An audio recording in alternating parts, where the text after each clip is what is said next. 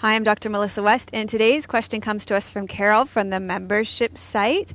And she was super happy when she was requesting a class on lower back strength because I recommended the Yoga for Posture class, which is available on the membership site, and I'll link to it in the show notes as well because you can purchase it in my shop separately as well. And she practiced that video, the Yoga for Posture class, and through practicing that video, she came up with a lot of great questions. And they're fairly detailed questions, I think partly because Carol's a yoga teacher, so I'm going to go through them one by one and address her questions. I absolutely love them. So she says, firstly, in Yoga for Posture, when you say to line up the hip, pelvic, and pubic bone, I know it sounds simple, but I could use a bit more explanation. So, when you're talking about, when I say hip, pelvic, and pubic bone, I think she got a little confused there because I'm actually talking about the iliac crest there.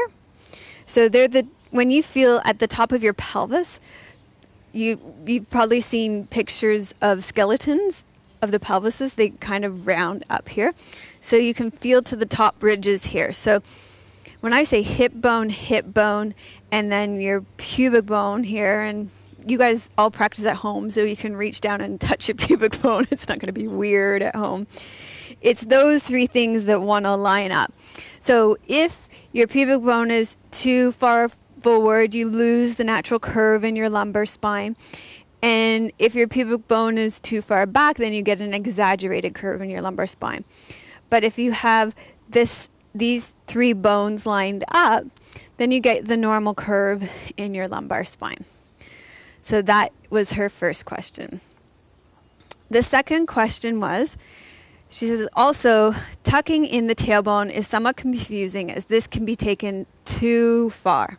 It's commonly said by yoga teachers, but I wonder about the actually bit of the low back curve that one needs to maintain as well. So this is so true. I think yoga teachers say it too often as well. They say, tuck the tailbone under, tuck the tailbone under, tuck the tailbone under. And I don't really maybe think they think about their intention behind it or why they're saying it necessarily. And so I do say it as well, definitely. So hopefully I'm only cueing tuck your tailbone under in my classes when I notice my tailbone swinging up and my low back shortening. So for example, I definitely would be cueing this in bow pose or camel pose. Let me show you what I mean. When we come up and over in camel pose, a lot of people access this pose by jamming up their low backs here. So if you drop your sit bones down, sometimes the cue of dropping your sit bones down is a better cue. That can help to keep your low back long, and then see, you still got that nice curve in your low back. Another one is in bow pose. As soon as you want to stay grounded in this pose, so as soon as you start to bend this leg in, if you watch my low back, what will happen for a lot of people is this will start to lift. So I will often cue tuck your tailbone under here to keep so that people stay grounded there when they bring their back leg in. So definitely I cue tuck that tailbone under, but you only want to tuck it under to the extent that you keep that natural curve in your low back. You always want to maintain the normal curves of your spine for sure. So that was a great question.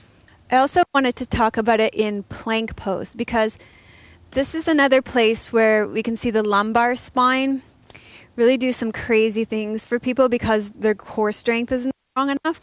So when I watch in yoga classes, or when I used to teach Pilates classes too, I used to see people's abs really weak, and so their tailbones used to swing up and there'd be a really exaggerated curve in their low back.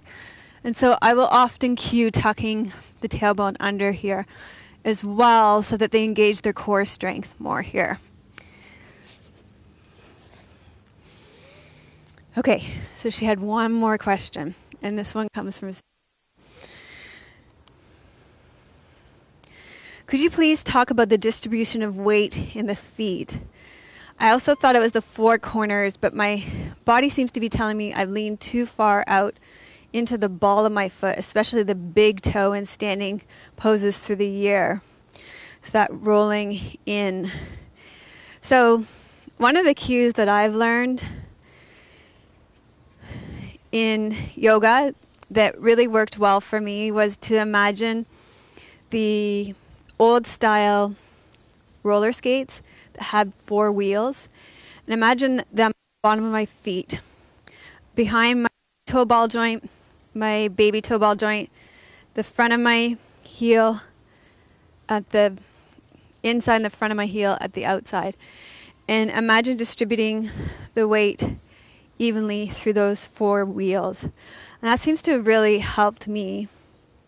So hopefully that will help you. It's the mounds at the base of the toes where you want to distribute their weight, though. So great questions, Carol. I appreciate you asking such detailed questions. Thank you for leaving your comments and questions below. And I look forward to reading them and responding to them. And I will see you tomorrow.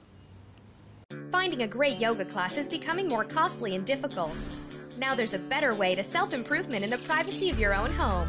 Visit Dr. Melissa West at melissawest.com and start getting free weekly online videos. Real yoga for real people.